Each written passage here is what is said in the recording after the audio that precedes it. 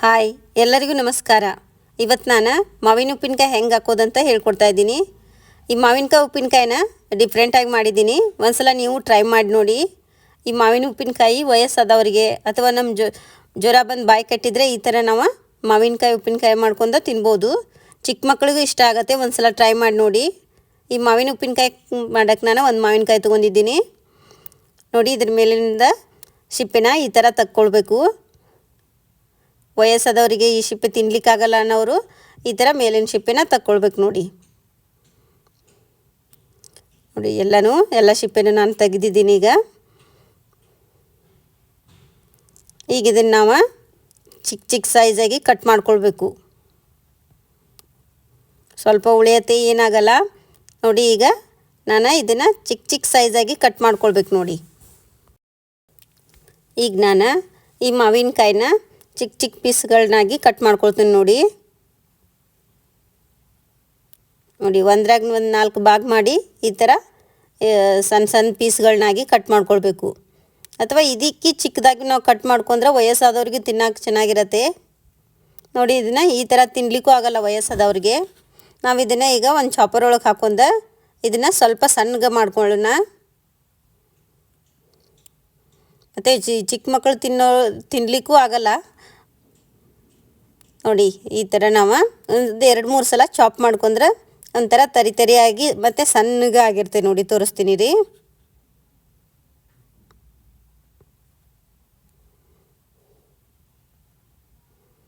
ನೋಡಿ. ಈಗ ರೆಡಿಯಾಗಿದೆ. ಇದು ಈ ಥರ ಆಗಿರಬೇಕು ನೋಡಿ.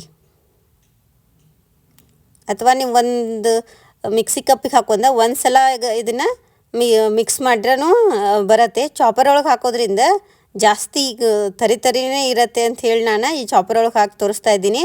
ಚಾಪರ್ ಇಲ್ಲನ್ನೋರು ಇದಕ್ಕೆ ಚಿಕ್ಕದಾಗಿ ಕಟ್ ಮಾಡ್ಕೊಂಡು ಇದನ್ನು ಉಪ್ಪಿನಕಾಯಿನ ನೀವು ಹಾಕ್ಕೊಳ್ಬೋದು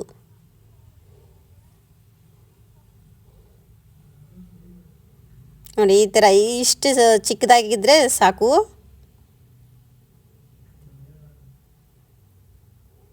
ಈಗ ಇದಕ್ಕೆ ನಾನು ಒಂದು 7-8 ಮೆಣಸಿನ್ಕಾಯಿ ತೊಗೊಂಡಿದ್ದೀನಿ ನೋಡಿ. ಈ ಮೆಣಸಿನ್ಕಾಯಿನೂ ನೀವು ಚಿಕ್ಕದಾಗಿ ಕಟ್ ಮಾಡ್ಕೊಂಡು ಹಾಕೋಬೋದು. ಆದರೂ ನಾನು ಚಾಪರ್ ಒಳಗೆ ಹಾಕೊಂಡು ಇದನ್ನು ಒಂದು ಸ್ವಲ್ಪ ತರಿಯಾಗಿ ಚಾಪ್ ಮಾಡ್ಕೊಳ್ತಾ ಇದ್ದೀನಿ ನೋಡಿ.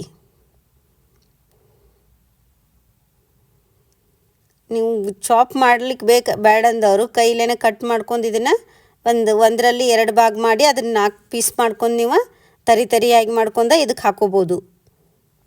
ಇನ್ಸ್ಟೆಂಟ್ ಮಾವಿನ ಉಪ್ಪಿನಕಾಯಿ ಚೆನ್ನಾಗಿದೆ. ಜ್ವರ ಬಂದು ಬಾಯಿ ಕೆಟ್ಟಿದ್ರೆ ಈ ಥರ ಮಾಡ್ಕೊಂಡು ನಾವು ತಿನ್ಬೋದು ನೋಡಿ. ಈಗ ಇದಕ್ಕೆ ನಾನು ರುಚಿಗೆ ತಕ್ಕಷ್ಟು ಉಪ್ಪು ಹಾಕ್ಕೊಳ್ತೀನಿ. ಒಂದು ಮಾವಿನಕಾಯಿಗೆ 1.5 ಸ್ಪೂನ್ ಉಪ್ಪು ಹಾಕ್ಕೊಂಡಿದ್ದೀನಿ. ಅದೇ ಅಳತೆಯಲ್ಲಿ 1.5 ಸ್ಪೂನ್ ಅಚ್ಕಾರದ ಪುಡಿ, ಸ್ವಲ್ಪ ಅರಿಶಿನ ಪೌಡರು, ಮತ್ತು ಇದಕ್ಕೊಂದು ಮಸಾಲೆ ರೆಡಿ ಮಾಡ್ಕೊಳ್ಳೋಣ.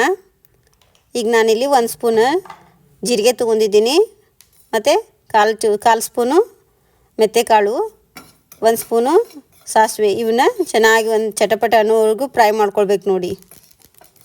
ಇದು ಚೆನ್ನಾಗಿ ಫ್ರೈ ಆಗಿದೆ, ಚಟಪಟ ಸಿಡಿತಾ ಇದೆ ಅನ್ನುವಾಗ ನಾವು ಇದನ್ನು ಗ್ಯಾಸ್ ಆಫ್ ಮಾಡ್ಕೋಬೇಕು. ಈಗ ಇದನ್ನು ನಾನು ಪುಡಿ ಮಾಡ್ಕೊಳ್ತೀನಿ. ಭಾಳ ಬಿಸಿನೂ ಇರಬಾರ್ದು, ಭಾಳ ತಣ್ಣನೂ ಆಗಿರಬಾರ್ದು. ಆ ಥರ ಮಾಡ್ಕೊಂಡು ನಾವು ಇದನ್ನು ತರಿಯಾಗಿ ಪೌಡ್ರ್ ಮಾಡ್ಕೊಳ್ಬೇಕು ನೋಡಿ. ನಾನು ಕುಟಾಣಿ ಒಳಗೆ ಹಾಕ್ಕೊಂಡು ಈ ಥರ ಪೌಡ್ರ್ ಮಾಡಿ ತೋರಿಸ್ತಾ ಇದ್ದೀನಿ. ಈಗ ರೆಡಿಯಾಗಿದೆ. ಇದಕ್ಕೆ ಒಗ್ಗರ್ನಿಗೆ ನಾನು ಒಂದು 7-8 ನೋಡಿ ಈ ಥರ ಪೌಡ್ರ್ ರೆಡಿಯಾಗಿದೆ ನೋಡಿ. ಈಗ 1.5 ಸ್ಪೂನ್ ನಾವೇನು ಅಳತೆ ಹಾಕ್ಕೊಂಡಿರ್ತೀವೋ ಅದೇ ಅಳತೆಯಲ್ಲಿ ನಾನು ಈ ಮಸಾಲೆ ಪೌಡರನ್ನು ಹಾಕ್ಕೊಳ್ತಾ ಇದ್ದೀನಿ ನೋಡಿ.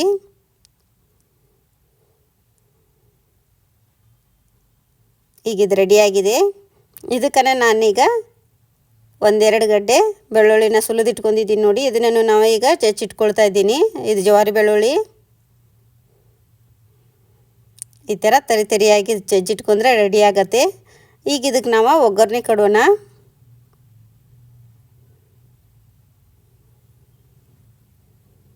ನೋಡಿ ಈ ಥರ ತರಿಯಾಗಿ ಕುಟ್ಟಿಟ್ಕೊಳ್ಬೇಕು.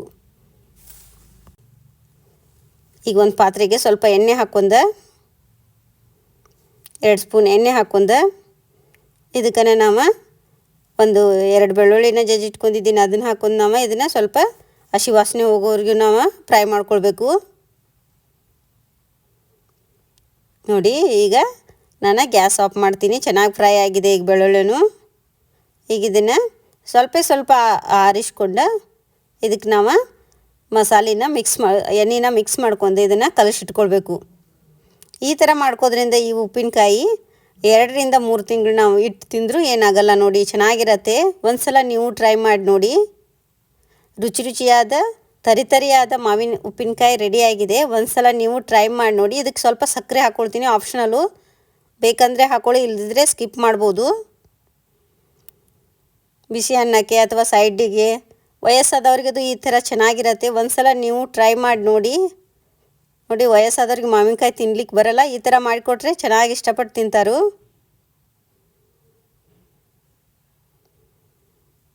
ಇದನ್ನು ನಾವು 2 ರಿಂದ 3 ತಿಂಗಳವರೆಗೂ ಇಟ್ಕೋಬೋದು, ಏನೂ ಆಗಲ್ಲ. ಈ ಥರ ಮಾಡಿ ಇಟ್ಕೋದ್ರಿಂದ ಏನೂ ಆಗಲ್ಲ ನೋಡಿ ಮಾವಿನ ಉಪ್ಪಿನಕಾಯಿ. ಲೈಕ್ ಮಾಡಿ, ಶೇರ್ ಮಾಡಿ, ಸಬ್ಸ್ಕ್ರೈಬ್ ಮಾಡ್ಕೊಳ್ಳಿ. Thank you.